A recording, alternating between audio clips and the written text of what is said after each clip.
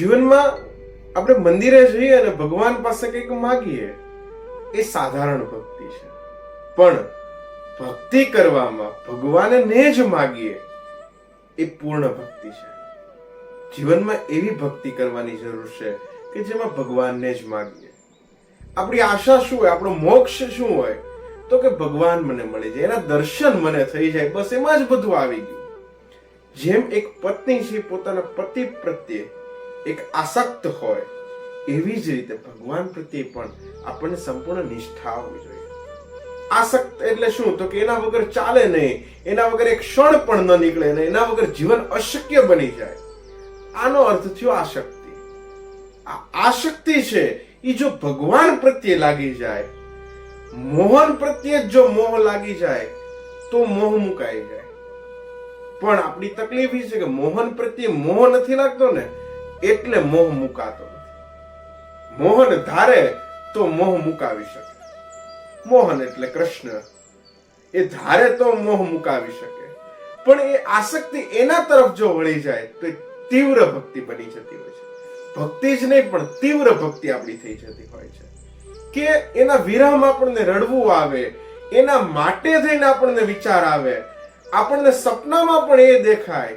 આવી જો આસક્તિ આવી જાય ને કે એના વગર જીવન જ અશક્ય થઈ જાય તો એ મોહ મુકાઈ જાય અને મોહન મળી જાય. આપણી તકલીફ એ છે, આપણે ગોપાલક એવો શબ્દ છે, ગોપાલ એવો શબ્દ છે. ગોપાલ એટલે શું? ગો એટલે ઇન્દ્રિયો અને પાલ એટલે કે એનું રક્ષણ કરનાર. તમામ ઇન્દ્રિયોનું જે રક્ષણ કરે છે એ ગોપાલ છે. અને ઈ ગોપાલને આપણે કહેવું પડે કે તું આવ અને માખણની ચોરી કર.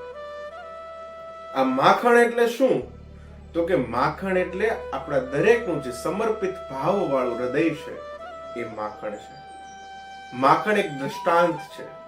જેમ થોડીક વાર થાય માખણને તમે રાખી મૂકો એટલે માખણ છે પીગળવા માંડે, એમ દરેક સેવકનો, દરેક જે ભક્ત છે એને પણ જો કોકના દુઃખ જોવે, કોકની પર પીડા જોવે એટલે એનું હૃદય છે ને પીગળવા માંડે. ગમે એવું કદાચ માણસે તમારી સાથે ખોટું કર્યું હોય, પણ એ ભક્ત હોય, કૃષ્ણ સાથે જોડાયેલો હોય, એનામાં ભક્તિ પડી હોય એટલે માણસે સામે વાળા ગમે એટલું એની સાથે ખોટું કર્યું પણ જો પીડામાં હોય ને તો આપણું હૃદય છે પીગળવા માંડે.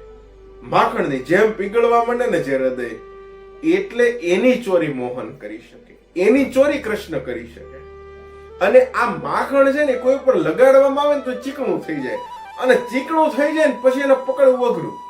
કોઈ પણ વસ્તુ છે એ ચીકણી થઈ જાય પછી એને પકડવી અઘરી, પણ એ પકડવી હોય તો શું કરવું પડે? તો કે એના માટે મોહનને કહેવું પડે તું આ માખણને ચોરી કરી લે, અને ચોરી કરી લેશે તો એ પકડી લેશે. એમ આપણું હૃદય પણ છે એ આ રાગ, દ્વેષ, ઈર્ષ્યા, સંસારની જે માયા છે એ લાગી ગઈ છે ને એટલે ચીકણું થઈ ગયું છે. અને મોહનને કહેવું પડે કે હવે ચોરી કરી લ્યો ને તો તમે પકડી લેશો ને તો પછી વાંધો નહીં આવે. એની સાથે જો પ્રેમ થઈ જાય, અને પ્રેમ હોય ને એમાં તો દેવાનું જ હોય, દેવું પડે એવી શરત ન હોય. તમને કોઈ સાથે પ્રેમ હોય તો એને કંઈક તમારે દેવું પડે એવી શરત ન હોય, પણ દીધા વિના ચાલે પણ. એમ જો મોહન સાથે પ્રેમ થઈ જશે ને તો તમને બધું જ દઈ દેશે. એવી શરત નથી પણ એ દીધા વગર રહી પણ દઈ શકે.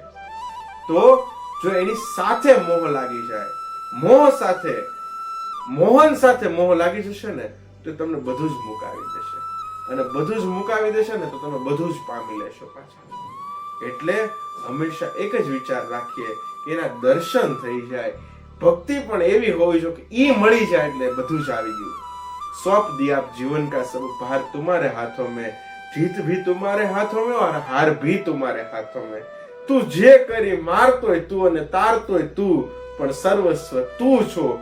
આ સમર્પણ ભાવ સાથે ચિત્ત છે એ મોહનમાં લગાડી દઈએ ને તો અવશ્ય મોહ મુકાઈ જશે, અને મોહ મુકાઈ જશે તે પાછું બધું જ આપણને આપી દેશે.